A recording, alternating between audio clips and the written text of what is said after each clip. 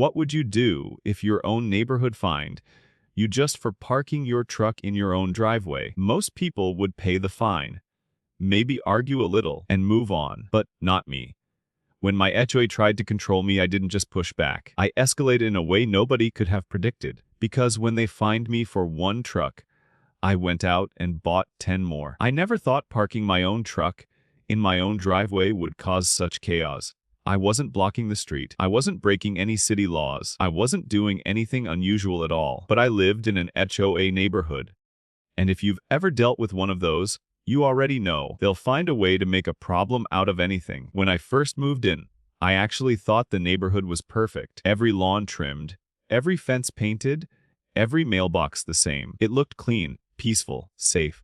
I figured the HOA dues I was paying were just part of that order. But behind the nice appearance, I didn't realize yet just how petty the board could be. It started with a letter. I opened it, expecting it to be a routine notice. Instead, it was a fine.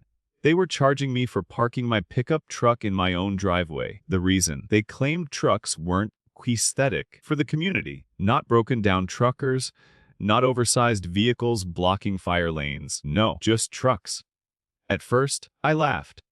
I thought it had to be a mistake. How could they fine me for something so basic? I use my truck for work. I use it for everyday life. I bought it fair and square, and I wasn't about to hide it in some storage unit just because a few people didn't like how it looked. But then more letters came, more fines. They stacked up week after week, as if someone on the board had made it their personal mission to go after me. It didn't feel like rules anymore. It felt like control. They wanted to bend me to their will, to make me give in. I considered paying just to make it stop. I even thought about selling the truck, ridiculous as that sounds, because the pressure kept growing. But then something inside me shifted. I realized this wasn't really about the truck. This was about me, my freedom, my right to live in my own home without being harassed by a group of neighbors with clipboards and power trips. So I decided I wasn't going to back down. I was going to fight back. And not just fight. I was going to make them regret ever coming after me. Most people, when they get fined by an HOA, either pay or lawyer up. But I wanted something different. Something bigger. If they hated seeing one truck in my driveway, then what would they do when they saw 10?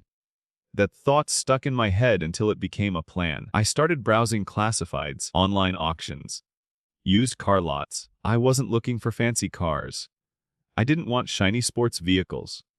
No, I was hunting for trucks. Old ones, rusty ones, dented ones. They didn't need to be pretty. They didn't even need to run all that well. They just needed to be trucks. I bought my first extra one cheap from a guy across town. It barely started, but it had plates and paperwork. I parked it right next to my original truck in the driveway. At first, nobody said much. A few neighbors looked twice, but that was it. A few days later, I brought home another one, and another. Suddenly, my driveway was full.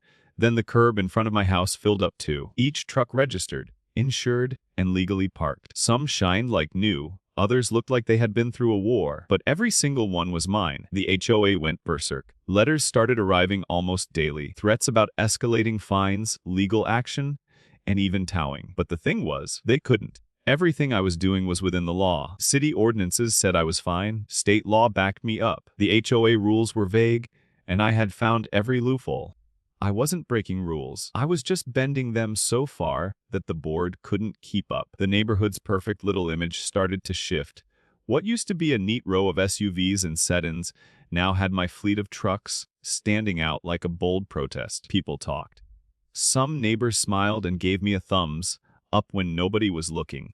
Others glared like I was destroying the community. But no matter what they thought, I knew one thing: everyone was paying attention. And that was exactly what I wanted. The HOA had wanted to scare me into obedience. Instead, they had woken something up in me. I wasn't just going to win this battle. I was going to turn the whole thing into a comedy show of revenge. Because I wasn't done yet. Not even close. I had started with one truck. They turned it into 10. But what they didn't realize was 10 was only the beginning. The more trucks I brought home, the more I realized something about the HOA. They weren't prepared for someone like me. They were used to homeowners rolling over, paying fines, and quietly submitting. But I wasn't wired that way. Every time I saw one of their envelopes in my mailbox, instead of feeling fear, I felt excitement. It was like fuel for me. They thought they were making me weaker, but really, they were making me stronger. Still, I had to be careful. As much as I wanted to laugh in their faces, I knew the board would be digging for anything they could use against me. So I made sure every truck was registered. Every one of them had plates. I even rotated them on the curb so none of them could be labeled abandoned. I kept insurance documents filed neatly, knowing full well they'd try to challenge me. I wasn't just fighting them. I was playing chess. And I was already 3 moves ahead. The neighborhood, though, was beginning to crack under the pressure. On one side, people treated me like a folk hero. I'd catch neighbors smirking as they walked their dogs past my house, whispering to each other. A few even told me quietly that they were glad someone was standing up to the HOA because they'd been bullied too, but never had the nerve to fight back.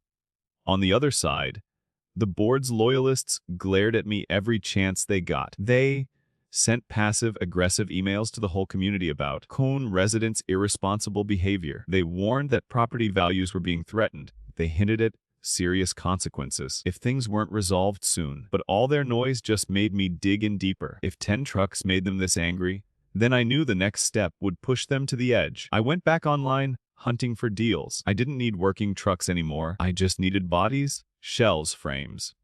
I found one with no engine, sold for scrap price. Another missing a door but still street legal. One was such a rust bucket that I had to tow it myself. But it had plates, and that was all that mattered. Every time I parked another one in my driveway, it was like adding another nail in the coffin of the HOA's patience. By now, my place didn't look like a typical suburban house anymore. It looked like a small dealership, or maybe a truck graveyard, depending on your perspective, and I loved it. Each truck represented a piece of my freedom, a middle finger raised to the board that thought they could control me. The HOA called an emergency meeting. I didn't attend, but I heard from a friendly neighbor what went down. They spent nearly the whole night screaming at each other, trying to figure out how to stop me. Some wanted to rewrite the bylaws immediately. Others warned that changing the rules retroactively wouldn't hold up in court. They were panicking, and the more they panicked, the more I knew I was winning. But then things took a darker turn. I started noticing cars idling by my house at night. The same SUV would roll down the street more than once. A couple of times, I spotted one of the board members standing on the sidewalk, snapping photos of my trucks with her phone. They were building a case against me, desperate to find some violation they could weaponize. I knew then that I wasn't just fighting petty fines anymore. I was in a war. Instead of scaring me, though, it gave me another idea. If they wanted to take pictures of my trucks, then I'd give them something worth photographing. One weekend, I spent the entire Saturday rearranging the trucks. I parked them in a perfect line across the street, like a parade of defiance. I washed the rustiest ones, so they gleamed ironically in the sun, making them look intentional instead of neglected. I even stacked a few tires in the driveway, like I was running some kind of auto yard. When the HOA president drove by that evening, I swear I saw her jaw hit the floor. The next morning, another letter arrived. This one wasn't just a fine, it was a threat of legal action. They claimed my trucks were nuisances, and that the board had the right to enforce community harmony. I read it 3 times, shaking my head. They were stretching their own rules, so thin they were practically inventing new ones out of thin air. But the funny thing was, I had expected this.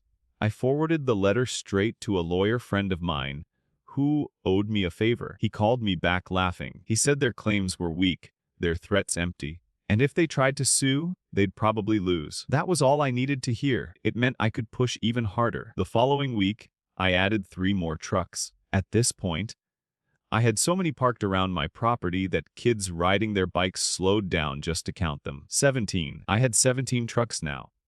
And with every new addition, the HOA board's blood pressure had to be climbing higher. But here's where things got really interesting. A couple of neighbors who had been fined in the past for small things, wrong paint color, trash cans left out, grass an inch too high, started coming to me.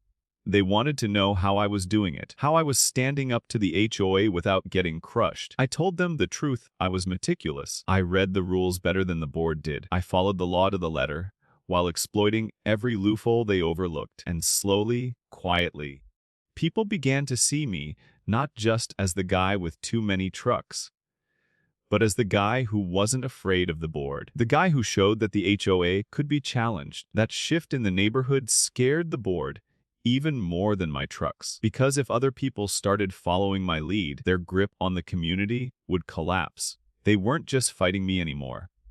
They were fighting an idea.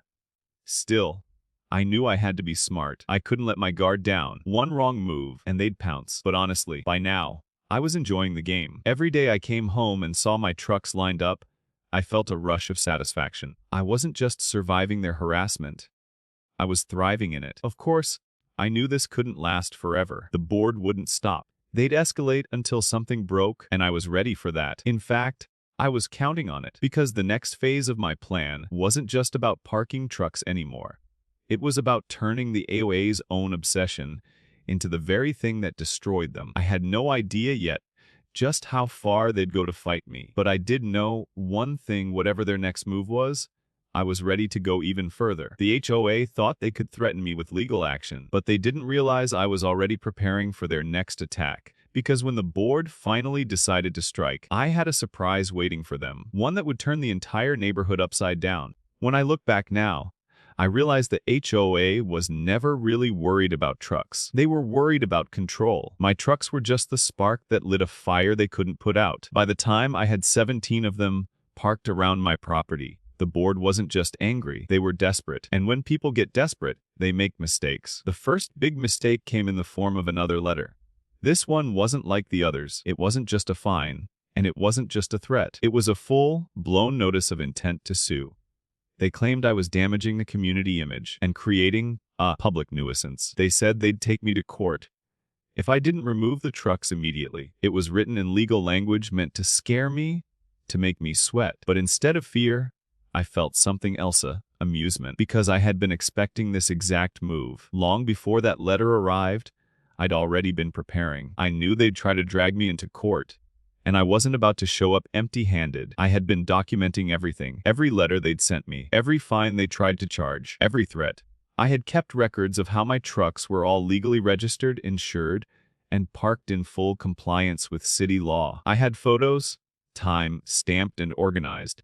And more importantly, I had a lawyer friend who was ready to stand by me. The HOA thought they were cornering me, but really, they were walking straight into my trap. Still, I decided not to respond right away. Instead, I let them stew. I kept adding to my collection, slow and steady. A beat-up Chevy with peeling paint. An old Ford that barely started but looked intimidating enough sitting at the curb. A Dodge with oversized tires that towered over the smaller cars in the neighborhood. By the time the court date was set, I had 21 trucks. 21 rolling reminders that I wasn't afraid of them. The days leading up to that court date were tense. I could feel the board members' eyes on me every time I left my house. They wanted me to flinch, to panic, to give in. But I didn't. I waved to them when I saw them drive past. I smiled when I caught them photographing my trucks. I wanted them to know I was ready. When the day finally came, I walked into that courtroom with a folder so thick it could have doubled as a brick. The HOA board was there, dressed in their most serious suits, acting like they were about to put me in my place. But the moment the judge started asking questions, their case began to unravel. They claimed my trucks were unsightly. The judge asked if any city ordinance prohibited me from parking them. They admitted no. They claimed I was lowering property values. The judge asked if they had proof. They had none. They claimed I was creating a nuisance. The judge asked if there had been noise complaints, safety hazards, or blocked roads. Again, nothing. It was almost painful watching them squirm. All their bluster, all their threats, reduced to vague complaints with no legal backing. Meanwhile, I sat there calm, flipping through my stack of neatly labeled evidence, ready to counter anything they threw at me. In the end, the judge dismissed their claims completely.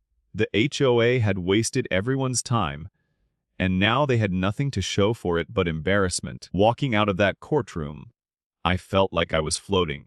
Not only had I won, but I had done it on their turf. They tried to use the system against me, and I beat them at their own game. And the best part, word spread fast. Neighbors who had doubted me before suddenly looked at me differently. The board wasn't untouchable anymore, but winning in court didn't make the HOA back off. No, it made them even angrier. And that was fine by me, because I still had cards left to play. The next phase of my plan wasn't about adding more trucks. It was about visibility. If they thought my trucks were an eyesore, then I was going to make sure everyone saw them. I started parking them strategically. The rustiest, loudest looking ones went right at the edge of the neighborhood, where visitors first drove in. The biggest, most imposing trucks took center stage in my driveway, and when I wasn't using one, I made sure it was parked directly across from the HOA president's house, just so she'd see it every single time she opened her curtains. It wasn't vandalism. It wasn't harassment. It was just parking, but I knew it ate at them, and the more it ate at them, the more mistakes they made. One morning, I found a note taped to the windshield of one of my trucks. It wasn't official AA stationery, just a handwritten threat telling me to move the junk or else. The handwriting was shaky, rushed, almost paranoid. I smiled as I pulled it off. They were cracking. Another time, one of my neighbors told me they overheard board members arguing in public. The pressure was spilling over, and people were starting to question their leadership. If they couldn't stop me, what power did they really have? The board had built their reputation on fear, and I was dismantling it one truck at a time. Of course, I didn't want to just stop at victory for myself. I wanted this to mean something bigger. I wanted everyone in that neighborhood to know they didn't have to be bullied. So I started talking to people, casually at first, on walks, at the mailbox, in the grocery store. I told them what happened in court. I showed them my stack of letters. I explained how I'd beaten the board by knowing the rules better than they did. And slowly, I saw the shift.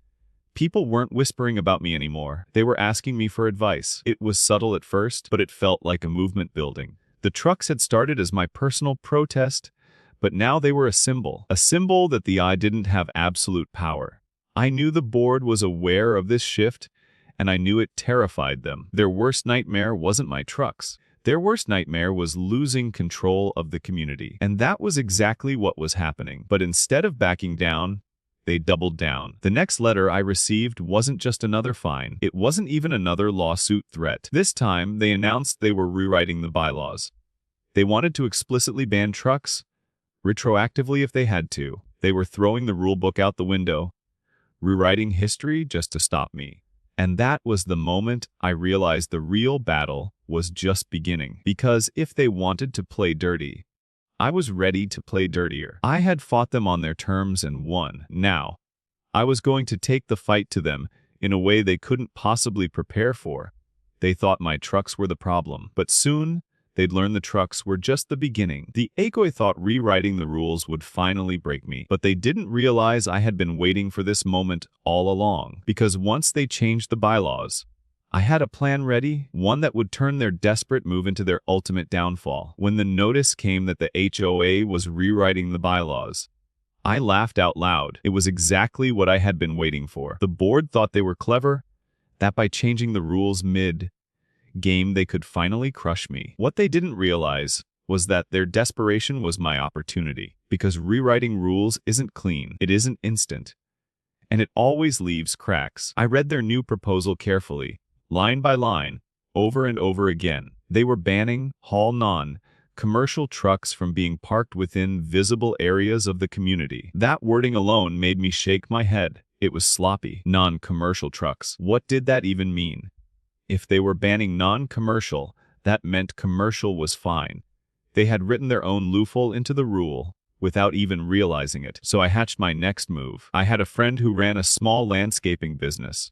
I called him up and asked if he'd be willing to help me out for a few months. We drew up a simple contract. He hired me as an independent contractor, and suddenly, half my trucks were technically for business use. Commercial vehicles, covered, protected, and completely outside the HOA's jurisdiction. The day the bylaw passed, I already had new magnetic signs slapped on the doors of several of my trucks. Company logos, phone numbers, the whole deal. From that moment on, every time the HOA board looked out their windows, what they saw wasn't a nuisance. It was a fleet of commercial work trucks, legally exempt from their brand new rule. I can still remember the look on the president's face when she drove by and saw those signs. Her jaw tightened, her knuckles clenched the steering wheel. She wanted me gone so badly, and yet, even with their new bylaw, there was nothing they could do. I had beat them again, and this time, I had used their own sloppy wording against them. Word spread fast.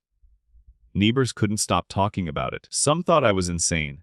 Others thought I was brilliant. But everyone agreed on one thing: the HOA was losing control. They had spent months trying to force me into submission, and instead, they had turned me into a symbol of resistance. And the board knew it too. They were unraveling. At meetings, members shouted at each other, accusing one another of being too weak, too slow, too ineffective. People started resigning from committees. Rumors swirled about the treasurer threatening to quit. Their entire little empire was crumbling from the inside, and I was the hammer that had cracked it open. But I wasn't done yet.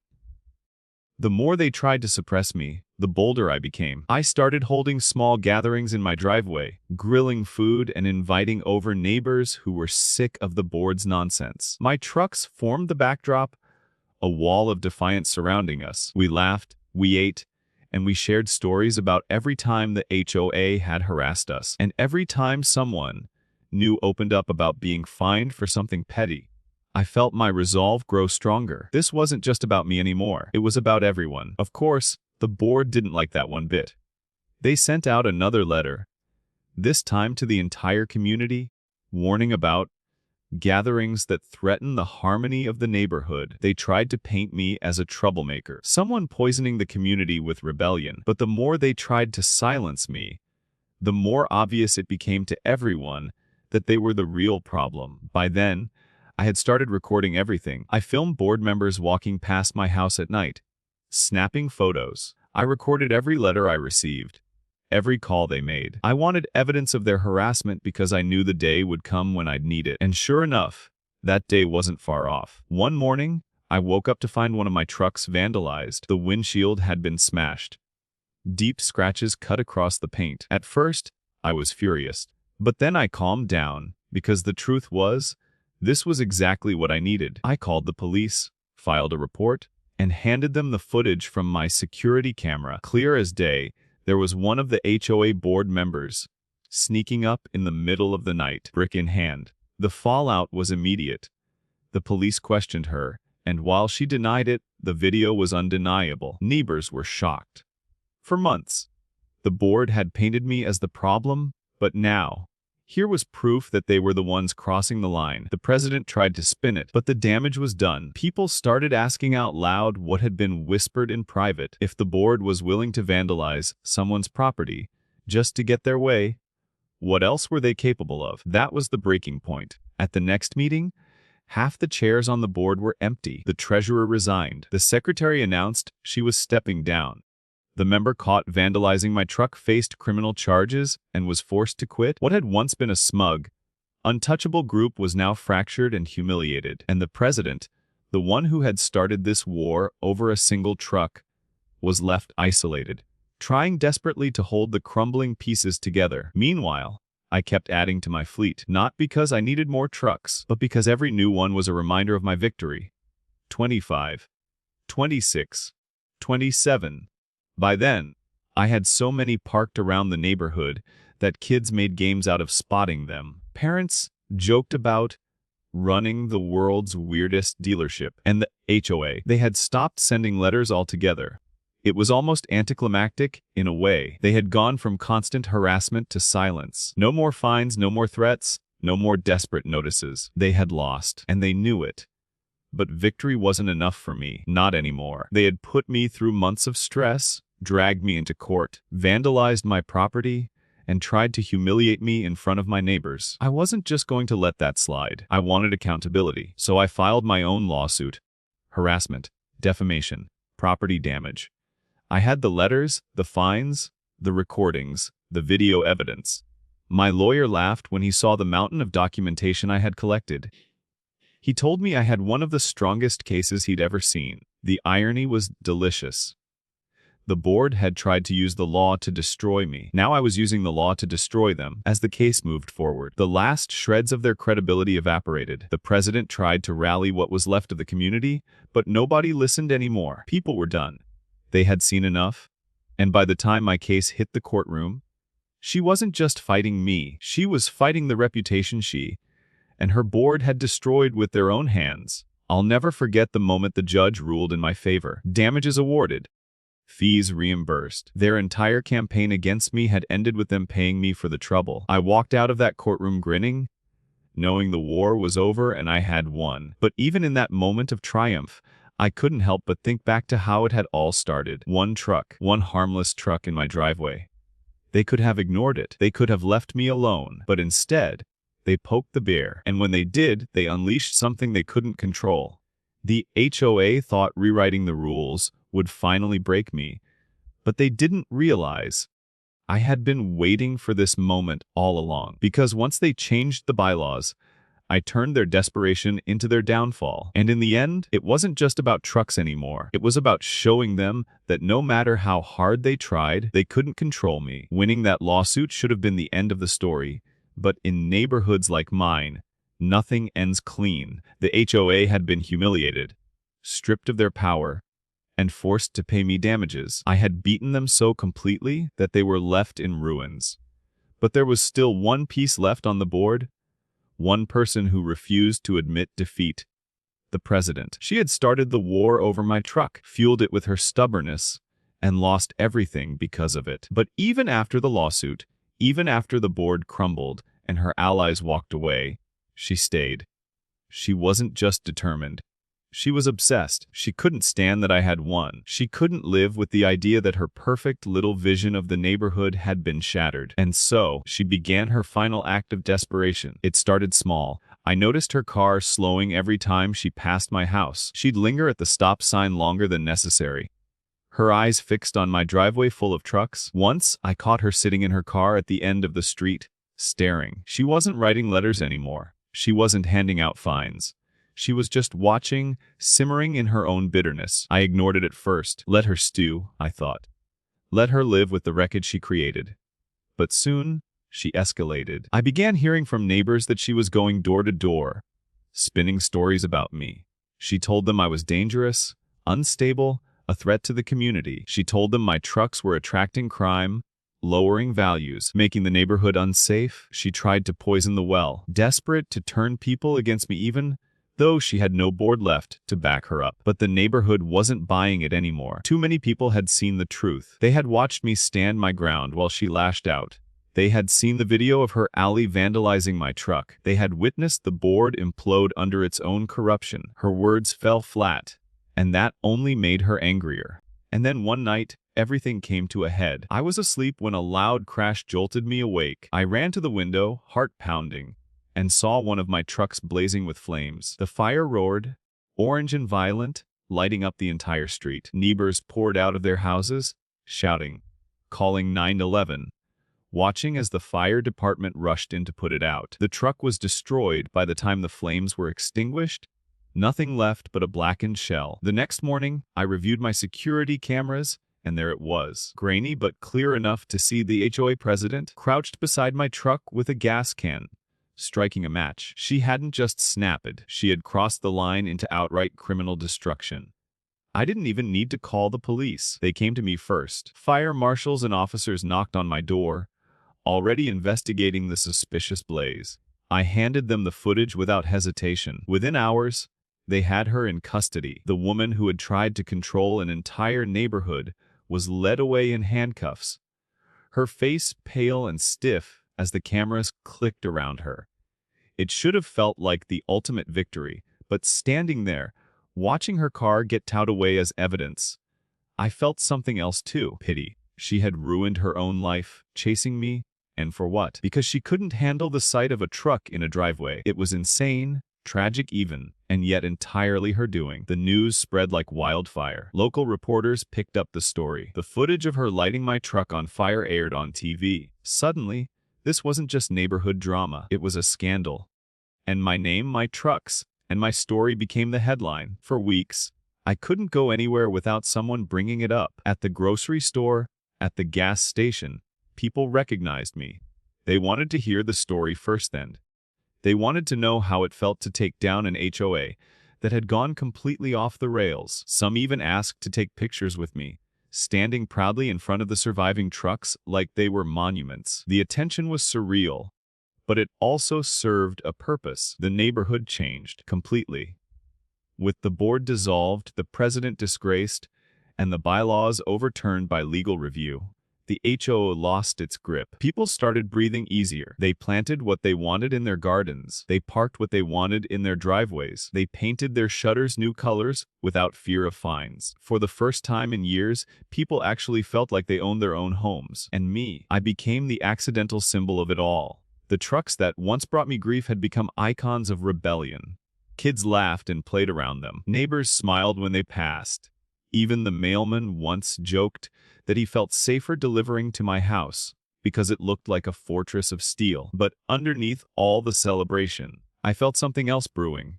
A question I couldn't ignore. What now? I had one. Completely, utterly, undeniably. But the fight had consumed me for so long that I wasn't sure what came next. The trucks had been my weapons, my armor, my protest. But did I really need 30 of them forever? Did I really want to live surrounded by rust and chrome just to remind myself of a war that was already over?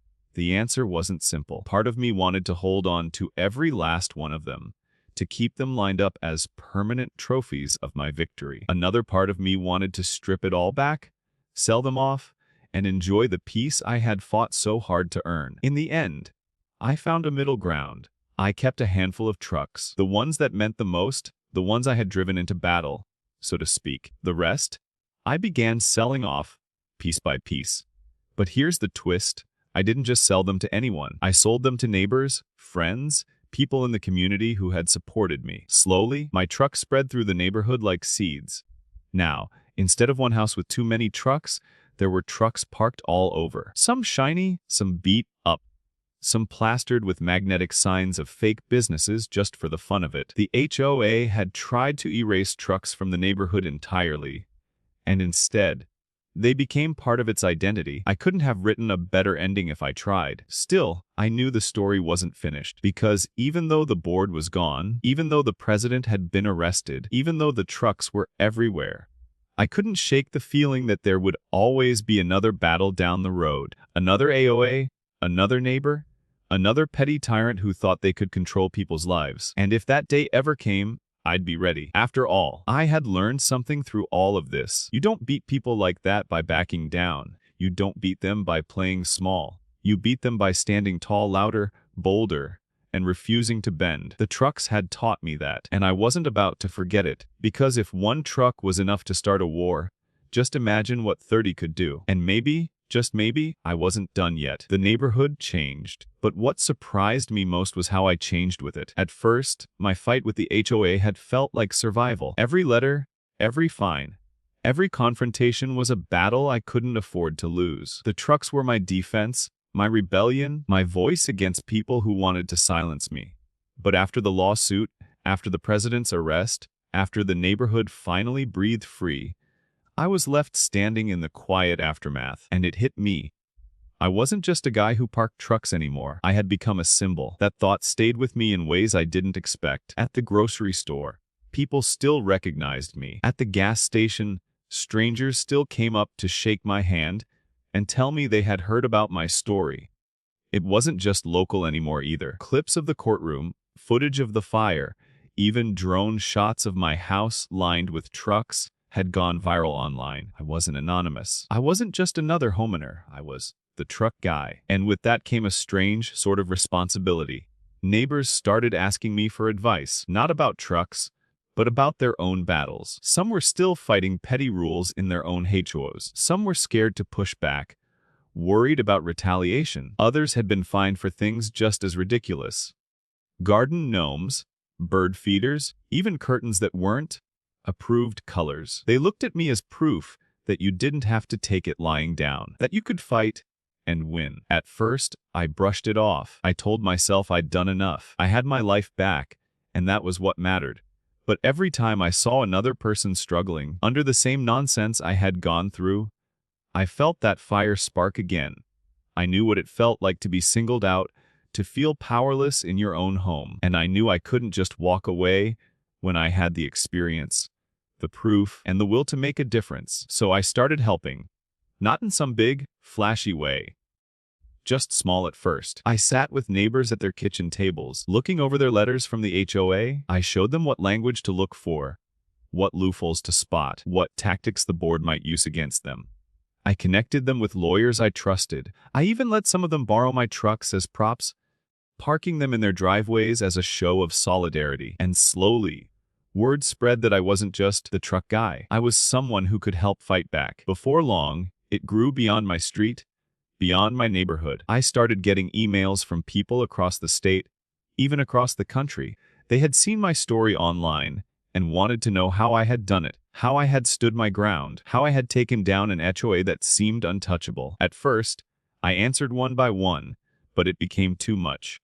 The flood never stopped. So I sat down one night and thought, if the trucks had been my way of making a statement, maybe it was time for a new one.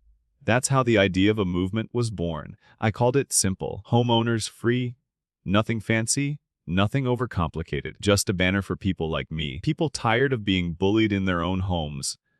Tired of being told what color their curtains could be. Tired of living in fear of fines for parking in their own driveway. I set up a website. I wrote out my story in full. I created guides on how to read bylaws, how to fight fines, how to push back legally without folding under pressure. And I shared it all for free. The response was overwhelming. Thousands of people joined. Some just wanted to vent, to share their horror stories. Others wanted to fight, and they used my resources to do it. Every day, I heard from someone new who had won their battle, who had taken back control, who had told their HOA, enough. It was bigger than me now. It was a movement. And yet, through it all, I still had the trucks. They remained, lined up in my driveway and along the curb, gleaming in the sun or rattling with rust.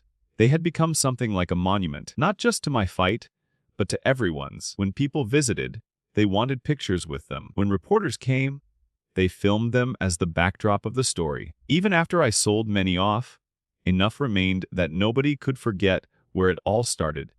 The trucks were more than vehicles now. They were symbols. Life settled into a strange new normal.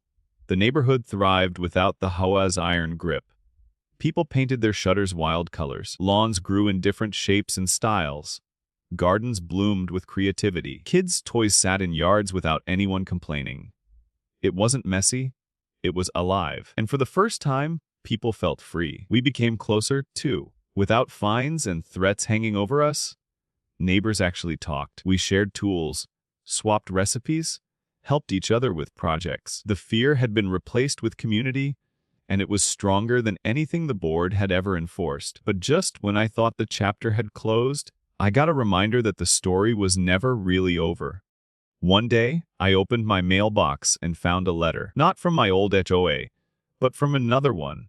It was from a neighborhood across town, asking me to come speak to them. Their board had been cracking down, fining people for ridiculous things, and they were on the edge of revolt. They wanted to hear from me, to know how I had done it, to see if they could take their power back too.